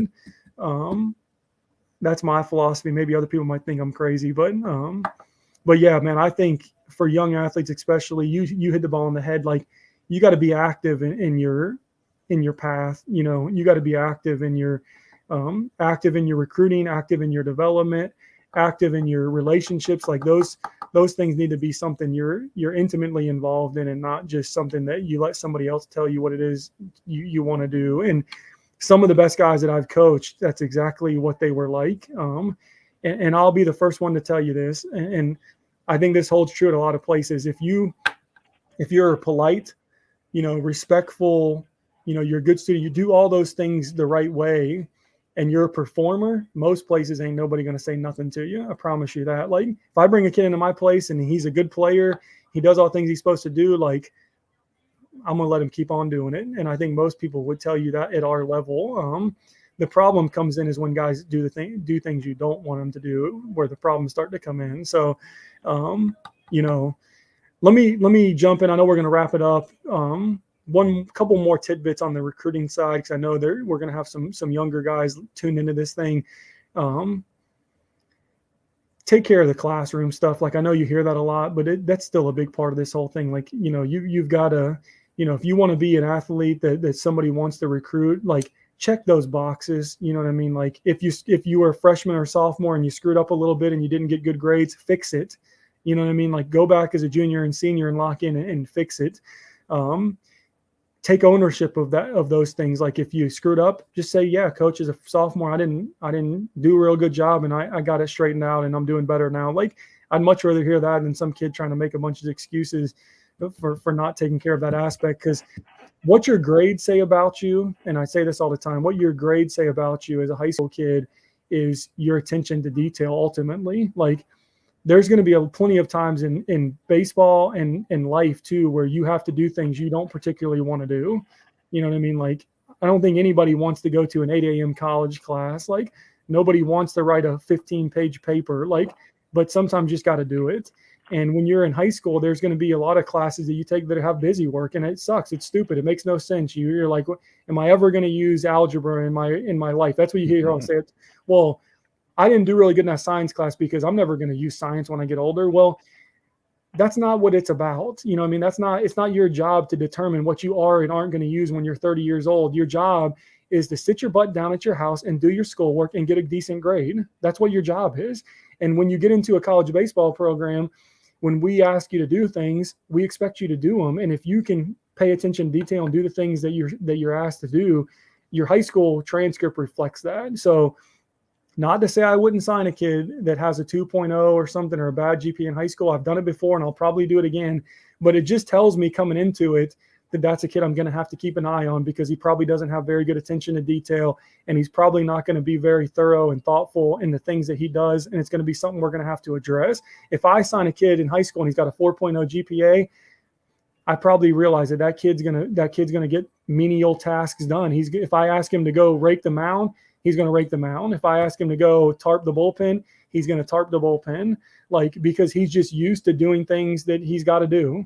And when and it's funny, like, you get the 2.0 GPA kids and you ask them to go rake the mound, and they go rake first base, and you go tell them to tarp the mound and they don't know where the tarp's at. Like, so it all relates, man. Like, just do the things that you need to do, like, to get you where you want to go. And just it is what it is. Like, there's certain parts about being a baseball coach that aren't fun sometimes, but it is what it is. Like, we all, when you get into the big boy world, there's things you're going to have to do that you don't particularly want to do, and it's just part of it. I use this analogy with our guys, not to keep this thing going too long, but I got on our guys' butts this fall about not taking care of business, and I told them, like, when I don't have kids, but I know, I can relate to it to a certain degree. Like, sometimes when you have kids, I know a lot of friends that have kids now. You have a kid, like, do you want to get up at 4:00 in the morning and change a diaper? It's not on your schedule. No, it's not really something you planned on doing, but do you do it? Exactly. You got because it needs to get done. That's exactly. your daughter, and you need to take care of those things. And that's what grownups do. And the quicker you can become a grownup and just realize, like, I didn't plan on getting up at 4:00 in the morning and change a diaper, but it's got to be done. And I need to get it done. I'm just going to do it and move on with life. Like, you when you view it through those lenses, you all of a sudden you become a better student, because now you just write the dang paper instead of sitting around complaining about it. Or you read the assignment that you were supposed to read before you went to class, but you were playing video games. You just shut the video games off, read the daggum article, and try to get a decent grade. So, take care of the academic side. And the other thing, and I'll leave it on this, if you want to be a college baseball player, go watch a college game. See what those guys look like. See what the skills. This is it right here. If you want to be a professional baseball player, go watch a minor league game and see what the skill set looks like. See what those guys look like. Part of the reason I say that is if you're a high school kid and you are small in stature, you better get your butt in the weight room. Like if you walk onto the College of Central Florida's campus on January the 10th, when we have our very first practice, our dudes are big and they're physical and they bust their butts in the weight room. We have a strength coach that does an outstanding job. Our guys are strong, they're big, and they look like football players. And like, you know, I'm just being honest, like that's just like skill development has changed in baseball, like strength and conditioning has changed too. Like, you know, guys, it seems like the guys are way more physical than when I played. Like it's crazy. Like these guys are big and they're strong and they get access to a lot of that information earlier than we have in previous generations. So get your butt in the weight room. If you're, somebody asked me this the other day, I was speaking at a thing and somebody said like, hey, if a recruit emails you, like, you know, what would get your attention? And I was like, email me and tell me if you're a hitter that you bench 315 pounds. Like, I'm gonna be like, whoa, you know, that's because that doesn't happen by accident. Like, you don't just wake up one day. Most high school kids don't just wake up one day and bench 3 plates. Like, that dude spent some time in the weight room to make that happen. And so it says a lot about his work ethic. It says a lot about a lot of different things. And it also tells me that if that dude's got a halfway decent swing, he's going to probably hit the baseball pretty hard. So, you know, those are another aspect of it too, that I think your body is your billboard, man. Like if you roll up into the park as a high school kid and you got some biceps popping out and some triceps and some chest muscles and your hamstrings or quads are popping, like I'm going to notice that right away before I even see you do anything. I'm going to be like, dang, that kid's been in the weight room. Like that kid's working on his body. Like, cause that's going to be a big piece of this for a lot of kids, especially because, I know we're not going to get into a lot of the COVID stuff, but these guys are older. You know what I mean? Like we got a lot of third year guys and 3 years in a college strength and conditioning program. And it looks a lot different than what you think it does. So if you want to be a college guy, go watch a college game, see what those guys look like, you know, see what those guys, you know, if you come and watch my pitching staff, we're at a junior college. And for some of you guys that might be watching this that are the D1 and bust mentality, go, I don't know much about junior college. Like come watch our pitching staff and then let me know, you know, what you think about junior college baseball. Because, you know, last year my pitching staff had 8 guys that touched 95 or better. 8. I think this fall we've only had like 4, I think. So we went a little backwards, but still in 2 years I've had 12 guys that have thrown a baseball 95 miles an hour or harder. Like that's incredible. And we're just a junior college program. So the skill level that we're seeing across the board in college baseball has changed, and you just need to be honest about where you're at. And if you are, then you have the ability to maybe put yourself on a path to get there or be more realistic about where you might fit in from a skill level. And if you're a college guy and you want to be, you know, get around those pro guys and see what they look like, because you'll be surprised, you know, of what those guys' skill set is and what it's going to take for you to play at that level. Yeah, without a doubt. So for you guys that are wondering, once again, we're gonna have the show notes available on the website. We'll have Zac's contact information. You can reach out to him through his email. We'll also put his Twitter bio, and his Twitter tag is actually up here on the screen. So we'll put his social media contact info up there. You can reach out to him with any questions about, you know, recruiting, athletic development, pitching especially. I just want to say, you know, thanks to Zac, because I mean it's December 22nd. I know he's in Virginia with family, and he took some time out of his busy schedule, and he's finally getting a break. JUCO fall seasons are hectic. So I just want to say thanks, man, for taking the time out of your break to talk baseball with me. I respect you a whole lot. I appreciate things you've done for me, and the conversation and the information is valuable from all sides, whether you were a player, whether you were a parent, whether you're another coach. Like, I just want to say thanks, and dude, I hope you have a great Christmas, and I appreciate you coming on, man. Absolutely, man. The respect is mutual, man. I you know, just like, you know, I found you and decided to bring you up. You took a chance on me and came up there and believed in what I was trying to do. And, you know, I'll always have a tremendous amount of respect for you and what you've brought to the table with me. So for those of you who don't know, me and BMAT are teaming back up this summer. He's going to coach the hitters for the Waynesboro Generals. And I couldn't be more excited about that. So it's, you know, the respect is mutual. I appreciate you having me on. I'm glad, like I said earlier in the broadcast, the information and a lot of the experience I've had in baseball didn't cost me a dime. And so, if all of it cost me is a little bit of my time to give back and try to pass information along to kids or families or players that are trying to, do what I was trying to do 20 years ago, then that's the least I can do. And, please, anybody that's on here that has any questions or wants to reach out, I'll try to do the best I can to answer them. If it's an email or something, I can't guarantee you I'm going to get it to it tomorrow. But I'll try to get it answered. And if I can't handle it myself, I'll try to point you in the direction of somebody who can. But, I respect the guys and the players and the families that put the work in and try to do it the right way. And if I can help them, I will. Yeah, man. Thank you again for joining us, and have a great Christmas, man, and enjoy your new year. Hey, Merry Christmas, everybody. See you.